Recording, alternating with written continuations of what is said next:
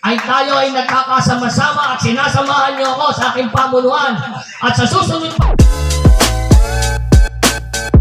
Hello guys, isang pasalamat ang ating banggit sa araw na ito. Dahil nga po ang araw na ito ay napakahalaga at maaga po ako nauubos ng aking paninda. Kaya nga po sa umagang ito ako ay bumabati po ng pasalamat at magandang umaga po sa inyo. Ako nga po ay uuwi na tinihintay na ako ng mga trupa sa waiting area. At pagkaligo ko nga po ay pumunta na ako sa waiting area pero nakaalis na po pala sila. Pinarada ko nga lang yung aking motor sa waiting area at sila do ay naghihintay sa akin sa bagong kalsada. Ako nga lang po ay namasahe sa jeep at inabutan ko naman sila. Pagdating nga po namin ng Santa Cruz, kami muna ay tumigil sa isang area at inalam namin kung saan ang venue. At sayang nga lang guys at kami hindi umabot sa motorcade kaya kami doon na lang sa venue pupunta. At ito nga po okasyong ito ay napakahalaga sa bawat isa sa amin. At ito nga guys yung 26th anniversary ng GBI, Guardians Brotherhood Incorporated. At para sa akin nga po ito po isang mahalaga itong anniversary ito. Dahil nga po guys ako ay 23 years na dito sa samahang ito. Ibig sabihin 3 taon pa lang sila nung ako'y sumali. At ito nga po yung pinagmula ng Guardians. Ito pong Guardians Brotherhood Incorporated na may SIC number na 123899. Sa ngayon nga po, ito ay Laguna Guardians Brotherhood Incorporated na mamayagpag po dito sa Laguna. At ilang saglit pa nga lang po, nakarating na po kami sa venue at nandito na nga po yung mga ibang mga tropa. At ito nga po ay nanggaling pa nga po sa iba't ibang bayan dito po sa Laguna. At ito nga po yung monthly meeting na kung saan po ay dadaos ngayon ang ating 26 years anniversary. At nandito nga po yung mga founder ng iba't ibang chapter dito po sa Laguna. At nandito nga rin po yung mga SMAC at MAC at mga president po ng bawat chapter dito po sa Laguna. At ginanap nga po itong anniversary ito dito po sa bayan ng Santa Cruz dito po sa Laguna. At pag mapagmasdan mo nga ang mga chapter na dumating dito sa Laguna ay talagang ikaw ay masisiyahan. Ay masasabi nga po natin na walang pinagbago dahil po sa dami nga po ng mga dumalo dito po sa ating anniversary. Pero hindi nga po namin maialis sa aming isipan na ito po ay nagkahati-hati doon. At dahil nga po ito guys dito po sa ating mga pinuno noon na talaga pong gusto na rin nilang humiwalay. At gumawa rin nga po sila ng kanilang paksyon na matuturing po nilang kanila. Pagkakataon nga po ito ay masasabi po natin na wala naman pala nagbago. At ang mga dumating nga lang po dito yung mga officials o representative ng mga bawat chapter. At dahil nga po ito isang anniversary atin pong inaalala ang mga founder at mga member nito na mga yumauna. Lalong-lalo na nga po yung mga makikisig na malaking ambag po dito sa ating kapatiran.